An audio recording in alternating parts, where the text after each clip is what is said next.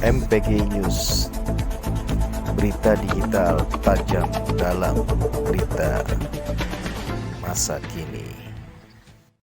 Oke, saat ini saya berada di rumah calon nomor 3 ya Pak ya, di Desa Pondok Kaso Tongoh. Kita akan berwawancara terkait visi dan misinya. Bisa kenalkan Pak, jelaskan visi dan misinya Pak. Baik, Assalamualaikum warahmatullahi wabarakatuh. Perkenalkan, nama saya Ade Muhtar Solihin, salah satu calon kepala desa dari Pondok Kaso Tongoh dengan nomor urut 3 dengan punya misi SMART. Ya, artinya menuju Pondok Kaso Tongoh sejahtera, maju, aman, religius, dan transparan. Transparan. Itu arti dari SMART ya Pak ya. Pak, saat ini kan seandainya nanti Bapak terpilih menjadi calon kepala desa, terkait pendidikan apa nih Pak yang akan nanti ada terobosan untuk pendidikan Pak? Karena masyarakat itu kalangan menengah ke bawah, kadang-kadang kan ada sampai lulus sampai dengan SMP. Untuk jenjang ke SMA itu bagaimana solusinya agar masyarakat Pondok Kaso Tongoh dapat sekolah di setara dengan SMA nih Pak? Kebetulan itu menjadi salah satu pegangan saya Pak. Artinya kami di sini sudah jauh-jauh hari dari tahun 2008 sudah mengelola pendidikan kesetaraan.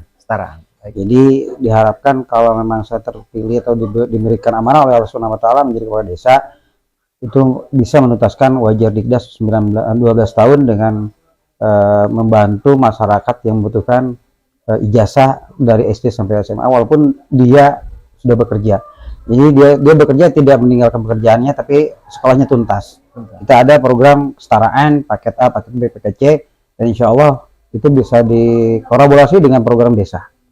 Nah, seandainya nih masyarakat yang tidak mampu nih Pak untuk paket C-nya ini, bagaimana terobosan nih? Apakah memakai anggaran seperti apa? Nih kan pasti ada administrasinya untuk paket C tersebut Pak. Bisa jelaskan? Kebetulan kan di program pemerintah di kesetaraan itu ada dana operasional pendidikan yang memang itu terbatas. Artinya masyarakat Desa Pondok Kaso Tongoh itu bisa digratiskan dari usia 7 sampai 21 tahun. Nah, untuk 21 tahun ke atas itu menjadi PR desa. Desa harus mampu mengkolaborasikan dana itu sehingga masyarakat bisa masuk dengan tanpa dibebani oleh anggaran yang terlalu tinggi. Saya yakin Pondok Kaso Tongoh yang begitu besar, begitu kaya itu bisa ya? Bisa dengan subsidikan dengan tidak menggunakan dana anggaran desa. Ya, kita tinggal panggil, tinggal kerjasama. Ini program desa, ini ada programnya, ini ada masyarakatnya. Kenapa mereka tidak bisa bantu? Oh gitu ya. Baik Pak, itu penjelasannya sangat baik. Nah, yang kedua masalah kesehatan nih Pak. Kadang-kadang kan masyarakat ini kalangan menengah dan sampai bawah ini ada yang memiliki BPJS dan lain-lainnya. Dan juga ada masyarakat yang tidak memiliki. Seandainya ada masyarakat yang melahirkan atau sakit secara mereka tidak memiliki, dadakan mereka di rumah sakit, mesti kan membutuhkan biaya. Bagaimana nih Pak solusi nanti calonnya nanti kalau Bapak terpilih menjadi kepala desa, apa Pak solusinya? Kita harus bisa menjamin masyarakat yang memang tidak mampu untuk berobat ke rumah sakit. Masalah dia punya BPJS ataupun tidak adalah masalah lain. Yang penting tersematkan dulu lah. Maksudnya tersematkan dulu program keselamatannya itu lebih berharga daripada itu. Menjadi kewajiban pemerintah desa itu untuk menjembataninya sehingga asalnya tidak punya jam kesda ataupun JPJS, akhirnya dia punya. Yang penting kalau memang masyarakat yang butuh pertolongan itu masukkan aja dulu ke rumah sakit, nanti pemerintah desa menjamin. Begitu ya itu. Baik Pak, kalau kadang-kadang kan nih kan ke masyarakat itu kan kalau sakit itu kan nggak tahu jamnya jam berapa nih Pak. Ya kan, masuk ke rumah sakit jam 12 atau jam 12 malam atau jam 12 malam. Itu bagaimana untuk Bapak menyikapi, sedangkan kan kadang-kadang perangkat desa itu kan sudah tidak ada di lokasi desa. Nah, itu bagaimana Pak solusinya? Saya memang sudah punya niat, kalau memang Allah memberikan amanah, desa itu harus 24 jam Pak.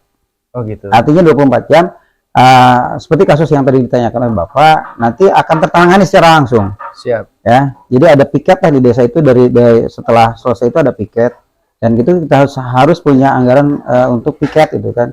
Itu pun dikomunikasikan dengan yang lain kan. Karena pemerintahan desa itu bukan single fighter lah. Ya. Jadi banyak yang harus kita komunikasikan dengan berbagai pihak sehingga itu bisa Dan kebutuhan masyarakat tidak harus menunggu ke ketrok heula ka kepala desa dan sebagainya, itu bisa tertangani langsung di sana gitu kan. Oh, di sana. Jadi akan ada ya staf yang standby kalau seandainya Bapak terpilih. Baik, Pak, masalah sekarang kan masalah UKM adalah program dari pemerintah.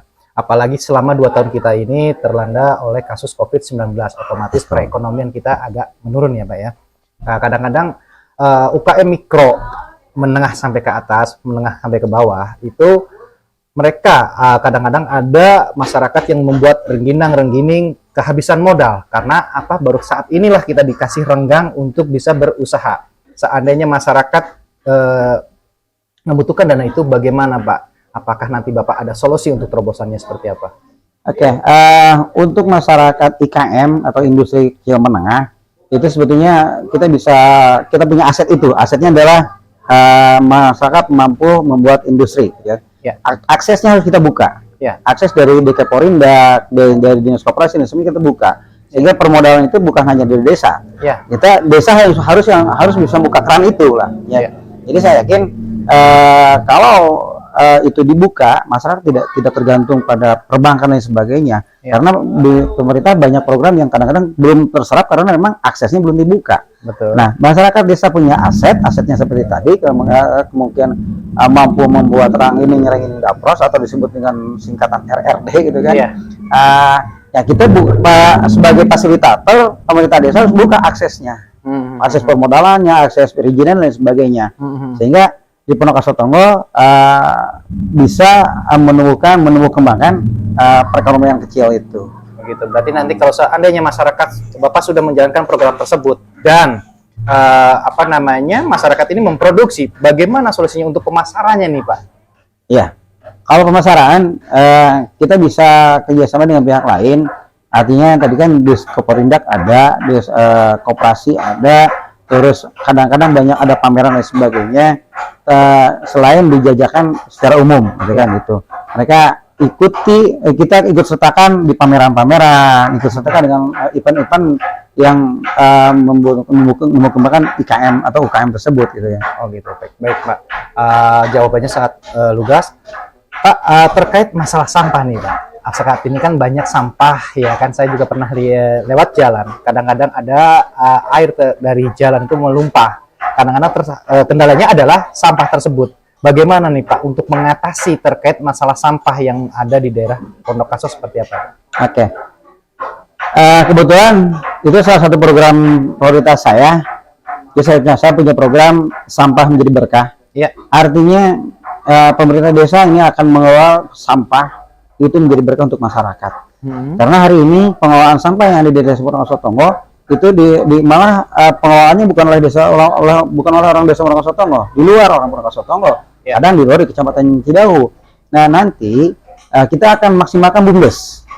BUMDes akan memaksimalkan. Kenapa tidak gitu kan? Kita beli mobil sampah dan ditarik oleh BUMDes mobil sampahnya. Tapi kita akan memberikan edukasi dulu kepada masyarakat. Mana masyarakat itu sampah yang bisa didaur ulang, mana yang menjadi bisa uang, mana yang menjadi sampah beneran. Artinya tidak bisa didaur ulang. Maka itulah yang menjadi tanggung jawab kita. Kita bisa datangkan dari DLH dan sebagainya untuk edukasi terhadap masyarakat. Nah, kalau masyarakat sudah paham nih sampah itu menjadi berkah, insya Allah bersih dari sampah. Oke, pada intinya nanti Bapak kalau terpilih akan menjadikan sampah itu menjadi bank sampah. Yang akan didaur ulang, mana direcas, seperti apa, pupuk kompos dan lain-lainnya. Betul. Baik, kalau begitu. Nah, ini salah satu juga jawaban sangat bagus sekali Pak, karena solusi di Indonesia adalah sampah, kan gitu. Tidak Desa Pondok Kaso saja. Semua. Seluruh kecamatan pun sama gitu kan. Oke, Pak, seandainya Bapak terpilih terkait masalah anggaran DD dan APBD. Kalau Bapak terpilih, apakah akan transparan seperti apa nih Pak? Bisa dijelaskan? Baik, DD APBD sudah jelas, Juklak dan Juknis sudah jelas, dan itu bisa diakses oleh masyarakat. Sehingga saya akan berpegang pada pembangunan itu adalah kebutuhan masyarakat. Bukan berarti keinginan ataupun istilah bahasa kehayang masyarakat, tapi kebutuhan. Kita akan buka akses anggaran itu terhadap masyarakat. Apapun artinya, kita jangan ada yang sebut-sebutkan lah istilahnya, jangan ada ini kan. Kita buka, kita ajak ngobrol masyarakat, walaupun ada pembangunan, di wilayah tertentu sebelum ada pelaksanaan kita sosialisasikan dulu, sehingga tidak ada dusta di antara kita. Artinya tidak ada fitnah lah. Ya. Masyarakat kadang-kadang wah anggarannya gede ya. Nah, pertama karena ketidaktahuan masyarakat anggaran kebutuhannya untuk ini, tapi kalau masyarakat diajak ngobrol terlebih dahulu sebelum anggaran itu turun, saya rasa tidak masalah. Tidak masalah. Berarti akan selalu transparan. Iya. Baik.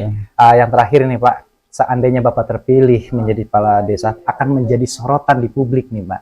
Otomatis kritikan dari masyarakat dan juga media. Bagaimana nanti Bapak mengatasi dalam kritikan masyarakat tersebut atau media seperti apa Pak?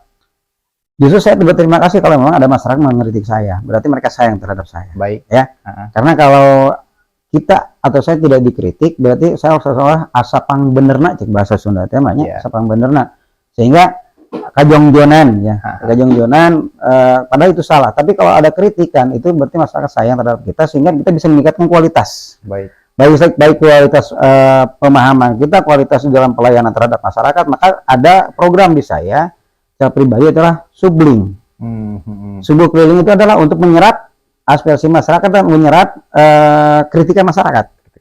Ya, itu diharapkan gitu kan. Kita jangan takut terhadap kritik masyarakat gitu kan. Tapi masyarakat pun kita harus berikan edukasi. Ya. Itu jangan hanya bisa mengkritik, tapi ya harus bisa juga memberikan solusi.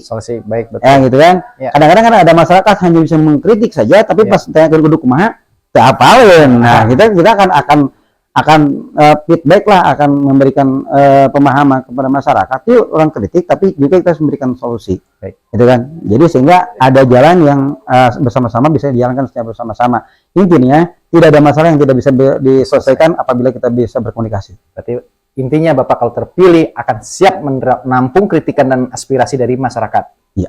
Oke, baik Pak. Terakhir, tadi sudah dijelaskan.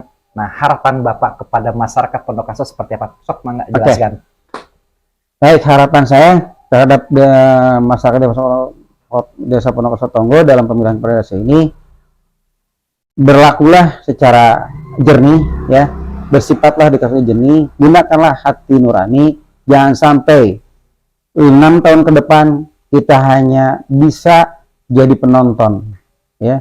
Gunakan hak pilih Anda dengan baik dan benar, jangan hanya bisa diiming-imingi oleh sekian X rupiah, tapi sengsaranya 6 tahun. Ya, kita harus bisa berhitung berapa sih gaji kepala desa. Ya, kalau misalkan kepala desa habis ratusan juta, kepala desa berapa harus menghasilkan per bulan? Itu yang harus kita pahami di sana. Sehingga tolong, ya, jangan sampai ada bahasa di masyarakat pun, duitan mah mau dipilih, itu adalah cicip duit korupsi, ya, cicip duit korupsi. Jadi tolong kepada masyarakat, saya berharap yuk kita berpolitik dengan santun, berpolitik dengan baik, berpolitik dengan sesuai dengan amanahnya, sehingga tidak ada jual beli suara. Buat apa sih, ya? Jual beli suara, ya, sehingga yang sangsaranya kita juga ke depan. Tapi saya yakin masyarakat Pondok Kaso Tonggo sudah cerdas, sudah pintar, mana yang baik dan mana yang benar. Saya yakin mereka bisa menggunakan rasionalisasinya, bisa menggunakan hati nuraninya dengan baik dan benar. Dan kami pun hanya bisa berusaha dan berdoa, Allah yang menentukan segala sesuatunya. Terima kasih. Nah, untuk tanggal 28 Pak, agar masyarakat ikut menyoblos nih Pak. Oke. Kepada masyarakat Desa Pondok Kaso Tonggo, apabila program yang saya sodorkan yang sudah disebarluaskan melalui banner dan sebagainya itu menjadi istilahnya daya tarik Bapak dan Ibu masyarakat Desa Pondok Kaso hak pilih, silakan tanggal 8 Mei jangan lupa coblos nomor 3. Insya Allah saya tidak berjanji, tapi insya Allah saya akan memberikan bukti, dan insya Allah saya tidak akan istilahnya menutup kritik dan lain sebagainya. Makanya saya minta 3 hal. Pertama, minta dukungan, minta doa restunya, minta dukungannya, dan minta bimbingannya. Kenapa ada bimbingannya? Tadi, kalau saya ada sedikit melenceng, tapi oleh Bapak dan Ibu sebagai pemilih diingatkan kembali terhadap apa yang menjadi tujuan saya menjadi mencalonkan kepala desa. Terima kasih. Nah, demikian dari wawancara kami media MPGI News bersama Bapak Adeh Mukhtar Solihin SPD dengan nomor urut 3, kembali lagi Pak. Semua para calon dari 4 Paknya terbaik, tapi ada yang lebih terbaik. Kembalikan lagi kepada masyarakat, agar masyarakat memilih dengan hati nurani. Saya Indra melaporkan dari Pondokaso Tongo. Terima kasih.